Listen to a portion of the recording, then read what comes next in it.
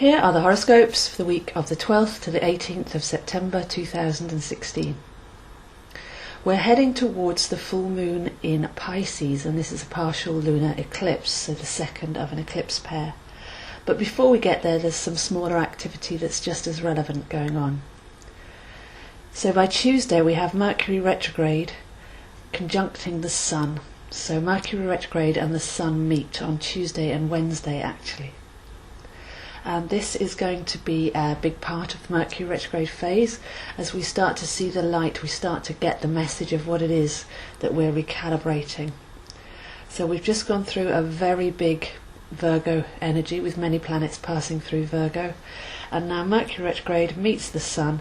Can we get the light? Can we get the message? Can we get the awareness and the inspiration, maybe, by letting go of mental control, by letting go of emotional conditioning, and by actually being in a very simple state? It feels a bit like a pause this week, as we don't need to push forward. We're floating ideas out, we're rethinking things, and we're in a state of I'm happy that I don't know.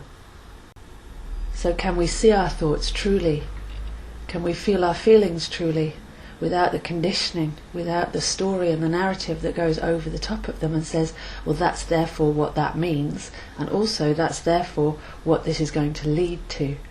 This is the chance to just be in the middle of the wheel, to not have that story going forwards, which is normally propelled by a story from the background, which is normally born of fear or concern that we won't meet our expectations, so therefore we limit ourselves and we don't allow the magnificence of our dreams and our feelings and our thoughts to actually have their own flow and to go out and unfold as they want to. So there's an option here on Tuesday and Wednesday to just be, to just see and to just feel, but without adding a human aspect to that, without limiting ourselves and without creating more fear and more programming.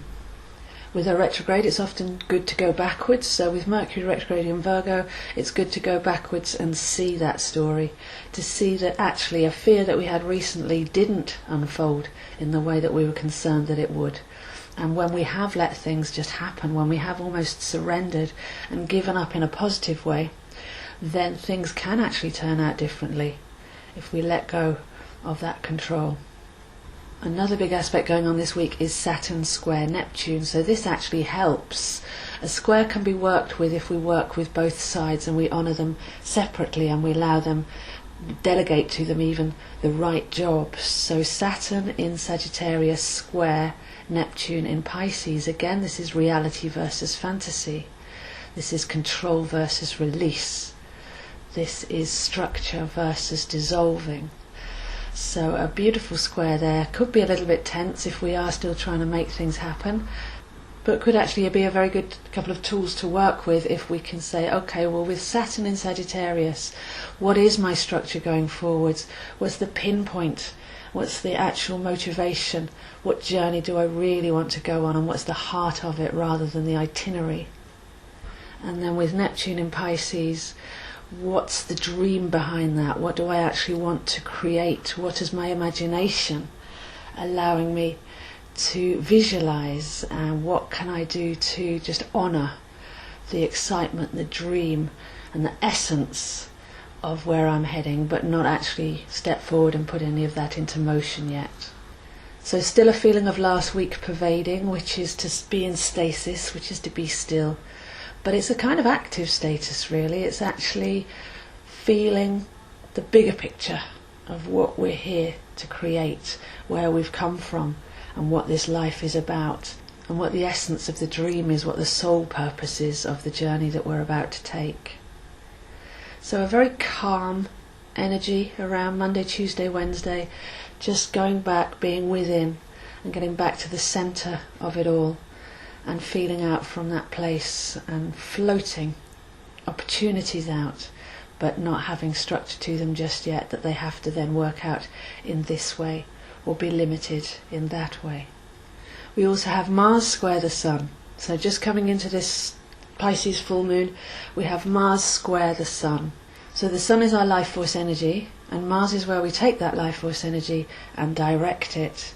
So here we can get back to the passion. If we take the Mars inwards, get back to the passion of what it is that we're excited about without having to actually put that into action just yet. So to sum up so far, we've got the structure of the journey that we're going on with Sagittarius. We've got the soul purpose of that Neptune saying, yes, but what's it really about? What's the essence of the dream, of the desire?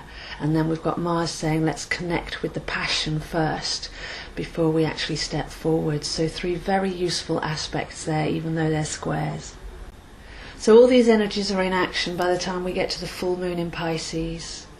This full moon's at the last degrees of Pisces, and that's always a very special place because Pisces crosses over to Aries to start a new cycle of the zodiac. So this is really a key point to the story that we've been on all over the summer. So full moon, partial lunar eclipse, 24 degrees Pisces. We're having a look now at what we're conceiving, where we conceive from, and delving deeper into the realms of imagination. Because when we go back with this Mercury retrograde and have a look at our beliefs, then what we believe we conceive.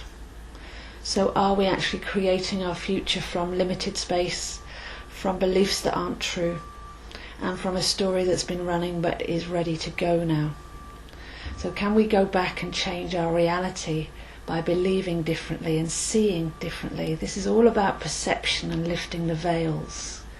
Such a vital time in our world as well, to start to see through those veils and to see what wasn't true, what was never true, and where we've been creating from to create our current reality, and then to be able to go in and make those fine adjustments. So it's all about perception and beliefs and changing those at a core level, about going backwards to see what was true and what wasn't true and where that was coming from to begin with, and then editing that and weeding our garden so that what we then conceive can be much bigger and much more magnificent.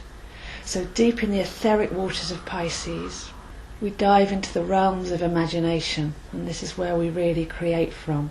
There's no need for the limiting mind, there's no need for thought processes, or like I say, planning and controlling going forwards, but a real return to that majestic place where everything is possible. We've even got an opportunity here to study our perception of what's possible and what's not. Have you got a story running that says that is not possible, or that is even impossible?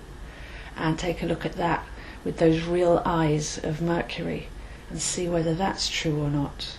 So we're looking at our blocks, we're looking at our limitations, we're looking at where we've let the conscious mind take over from the subconscious mind, and just allowing this week, with the Pisces full moon and those other aspects that I've spoken about, just allowing the forward story not to exist yet, but to get to the core of who we really are in our magnificence by going backwards to get rid of any inmagnificence and any limited, small programs and untrue beliefs, so that we're clearing a massive space on the inside. Because Jupiter's gone into Libra. So Jupiter wants to clear that space, wants a broad horizon and lots of air to flow. Libra is an air sign. So we've had a year of Jupiter in Virgo, which has been to put our plan together. It's been a big one for research and learning. But now we need to clear the space a little bit. We need to make that flow happen. We need to harmonise as we come into the autumn equinox, which calls us to balance the outer, the inner, the higher, the lower, the masculine, the feminine, the day and the night.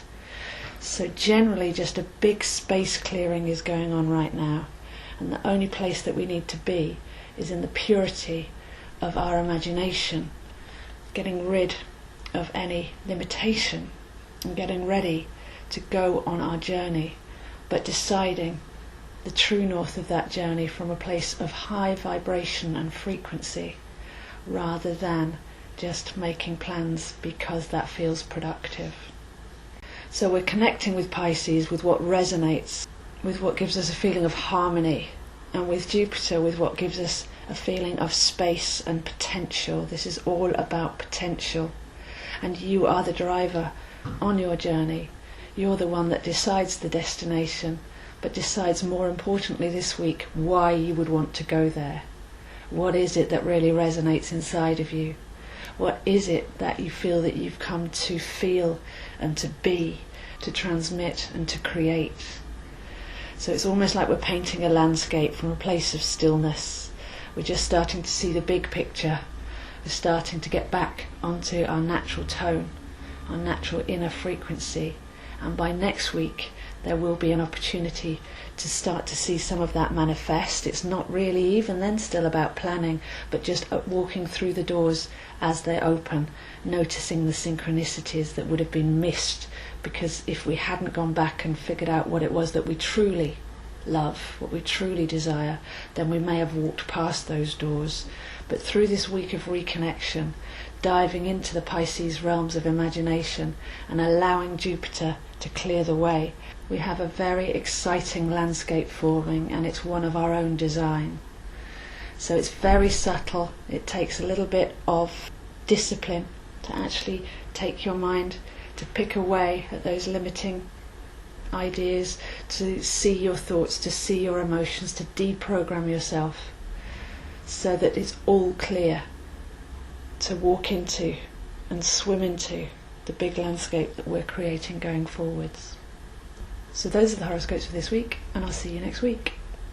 If you'd like to look at your chart to see where your potent energy is in your natural soul vibration, which is your chart, then please do contact me. I'm available one-to-one or over Skype for personal readings. Or if you'd like to engage in a course of study, as we do step forwards through the autumn, then I have my online members group where you can study as you go along. We discuss many topics, current topics, how to explore your birth chart and other esoteric subjects.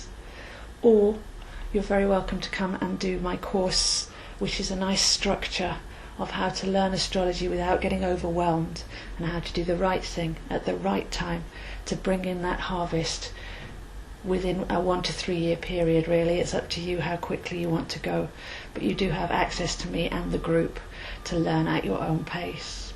So for any of that, please do contact me, zoehines7@gmail.com.